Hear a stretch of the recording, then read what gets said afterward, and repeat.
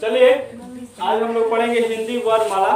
ठीक है, हिंदी वर्णमाला हम पढ़ेंगे जिसमें आपको क्या करना है कि इसमें भी विराम चिन्ह है, तो हमें सबसे पहले वर्णमाला के बारे में पढ़ेंगे। क्या है? वर्णमाला। ठीक है, जिसमें वर्ण इसमें दिया वर्णमाला। ठीक है, यानी वर्णों के समूह को, क्या अक्षरों के समूह को वर्णमाला कहते हैं। ठीक है, अब इसमें जानना है कि वर्णमाला वर्ण जो होता है कितने प्रकार का होता है। तो वर्ण कितने प्रकार का होता है? 2 प्रकार का होता है। हमेशा याद रखिएगा, वर्ण कितने प्रकार का होता है? 2 प्रकार का होता है। पहला होता है स्वर वर्ण और दूसरा होता है व्यंजन वर्ण।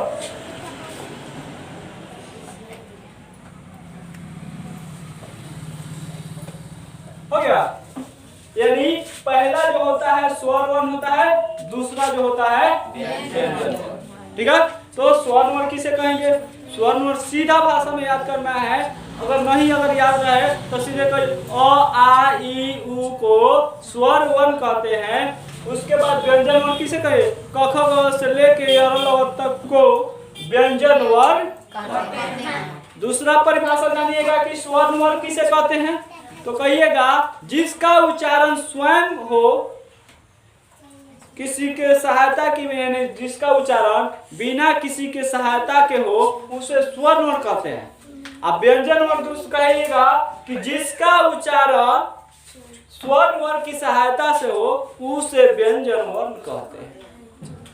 तो स्वर वर्ण का उदाहरण पूछेंगे तो क्या कहिएगा? अ आ ई उ जितना भी हो गया, अ से लेके अंत में अंग तक, तो यह जो होगा स्वर वर्ण हो जाएगा।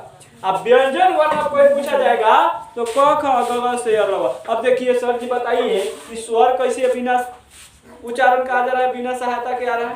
तो स्वर में जब अ कहिएगा तो तो केवल तो इसमें क आ रहा है, क कहाँ आ रहा है? नहीं आएगा। अ कहिएगा तो खाली अ आएगा, लेकिन जब इसमें व्यंजन में जब क कहिएगा, क अ लास्ट में आ रहा है, जो, तो यह इसलिए कह रहा है कि व्यंजन जो है किसके सहायता से? स्वर की सहायता से।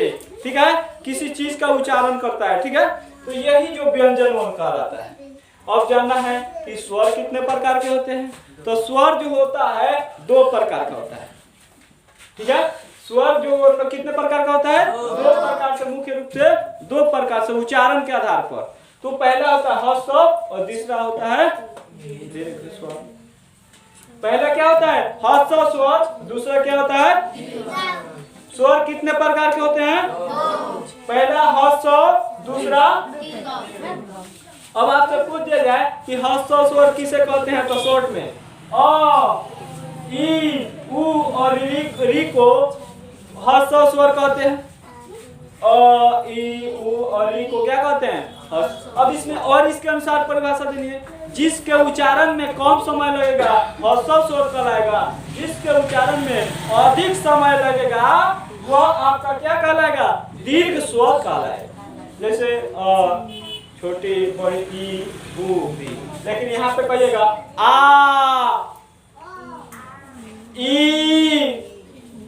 उ ए ओ। ठीक है, तो इसमें आपसे पूछ दिया जाए कि ह्रस्व स्वर किसे कहते हैं? जिसके उच्चारण में कम समय लगता है उसे ह्रस्व स्वर कहते हैं। जिसके उच्चारण में अधिक समय लगता है उसे दीर्घ स्वर। अब आपसे पूछ दिया जाए कि ह्रस्व स्वर की संख्या कितनी होती है? 4। ह्रस्व स्वर की संख्या कितनी होती है? 4। अब दीर्घ स्वर की संख्या कितनी होती है? 7। दीर्घ स्वर की संख्या 7। अगर फिर कभी पूछा जाएगा तो आपसे कहा दीर्घ स्वर की संख्या कितनी? 7। ह्रस्व के 4। अब आइए, अब दीर्घ का परिभाषा जान गए। ह्रस्व का अगर पूछ दे तो कोई बताएगा दीर्घ स्वर किसे कहते हैं? दीर्घ स्वर किसे कहते हैं? यानी जिसके उच्चारण में अधिक समय लगता है, लंबा सांस लेते हैं, जिसके दीर्घ कहते हैं। और जिसके उच्चारण में कम समय लगता है उसे ह्रस्व स्वर कहते हैं। अब आइए, अब जानेंगे व्यंजन। अब व्यंजन के पूछेंगे कि व्यंजन वर्ण कितने प्रकार का होता है, 1 गो 2 गो 3 गो 4 गो 5 गो। तो व्यंजन वर्ण कितने प्रकार के होते हैं, व्यंजन वर्ण मुख्य रूप से कितने प्रकार के होते हैं, 5। कौन को चिल्लाता हो, व्यंजन वर्ण कितने होते हैं, 5। पहला कहेंगे स्पर्श, दूसरा कहेंगे अंतःस्थ, तीसरा कहेंगे ऊष्म, चौथा कहते हैं आगत और तीसरा पांचवा कहेंगे संयुक्त। अब हमें जानना है कि स्पर्श जो होता है किसे कहते हैं, यानी स्पर्श व्यंजन किसे कहते हैं। क ख ग घ से लेके क वर्ग और प वर्ग तक को क्या कहते हैं, स्पर्श व्यंजन कहते हैं। अब हम जानेंगे सर जी स्पर्श व्यंजन के में लिखा ले। अब क वर्ग कह दिया है तो क, देखिए क वर्ग किस तरह होगा, क व हो गया, यानी कवर में लिखा था क्या है, तो क ख ग घ, यह क में लिख दे, क से लेंगे तक कवर का आएगा, चौथा लेके यहाँ तक चवर का आएगा, टठा लेके टवर का आएगा, और उसके बाद पफा से लेके भत म तक पवर का आएगा। समझ में आया। क ख ग को कवर कहेंगे, चौथा को टवर चवर कहेंगे, टठा को टवर कहेंगे, पफा को पवर कहेंगे। समझ में आया। तो स्पर्श व्यंजन किसे कहते हैं, कवर्ग से पवर्ग तक की वर्ण को क्या कहते हैं, स्पर्श व्यंजन कहते हैं, क्या उसे व्यंजन गुच्छा भी कहते हैं। अब आइए अंतःस्थ किसे कहते हैं, अंतःस्थ व्यंजन किसे कहते हैं। तो या शॉर्ट में य र ल व को अंतःस्थ व्यंजन कहते हैं। य र ल और व को अंतःस्थ व्यंजन कहते हैं। आपसे पूछ दिया जाए कि दीर्घ संख्या 7 होती है, लेकिन हम पढ़ रहे हैं व्यंजन में, तो व्यंजन यानी स्पर्श व्यंजन की संख्या कितनी होती है, 27। स्पर्श व्यंजन की संख्या कितनी होती है, स्पर्श व्यंजन की संख्या 27 होती है। उसके बाद अंतःस्थ हम पढ़ रहे हैं, य र ल व को अंतःस्थ कहते हैं।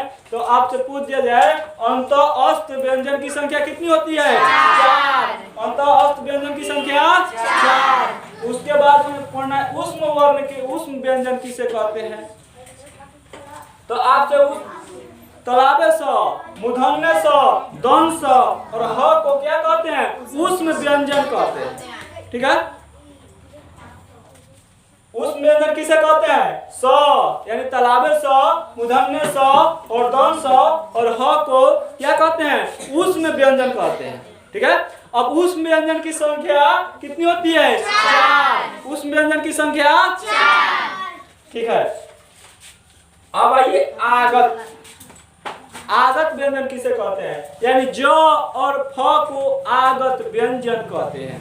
ज आगत का है, यहाँ पे है, ज और फ को आगत व्यंजन कहते हैं। आगत व्यंजन की संख्या कितनी होती है, 2। आगत व्यंजन की संख्या कितनी होती है, 2। ठीक है। जिसमें आप ज और फ को आगत व्यंजन कहते हैं। ठीक है। आगत व्यंजन ज और फ को आगत व्यंजन कहते हैं। आइए संयुक्त व्यंजन जानते हैं। ठीक है। तो संयुक्त व्यंजन है क्या, ठीक है। तो संयुक्त व्यंजन किसे कहते हैं, छ, त्र, ज्ञ और स्र को संयुक्त व्यंजन कहते हैं। अब संयुक्त व्यंजन पूछते किसे कहते हैं, तो छ, त्र, ज्ञ और स्र को संयुक्त व्यंजन कहते हैं। पढ़ाओ बता, संयुक्त व्यंजन किसे कहते हैं, को आपसे पूछ दिया जाए, खड़ा होगा, उसमें व्यंजन किसे कहते हैं,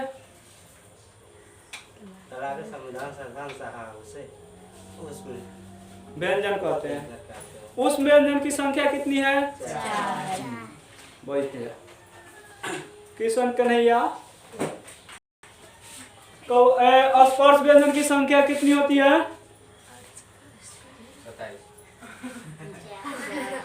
नहीं कहल गल बा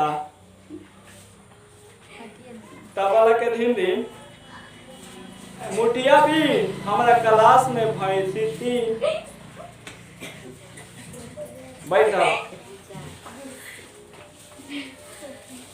हो गया। तो अब आपको पूछ दिया जाए स्वर की संख्या कितनी होती है? 11। अब हम पूरा ही पढ़ लिए, ठीक है। संयुक्त व्यंजन भी पढ़ लिए, आगत भी पढ़ लिए, उसमें पढ़ लिए, अंतःस्थ और स्पर्श पढ़ लिए, और दीर्घ पढ़ लिए। आपसे पूछ दिया जाए कि स्वर की संख्या कितनी होती है? 11। स्वर की संख्या 11। अब व्यंजन की संख्या, स्वर और व्यंजन की कुल मिलाकर संख्या कितनी होगी? 52। यानी आपसे पूछ दिया जाए कुल वर्णों की संख्या कितनी होती है? 52। ठीक है, तो यहाँ पे 52 होती है। व्यंजन की संख्या 41, स्वर की संख्या 11, कुल वर्णों की संख्या, वर्णमाला की संख्या 52। ठीक है, अब अगला चैप्टर में आगे वाला वैसा जान ले। ठीक है, 4 के ऊपर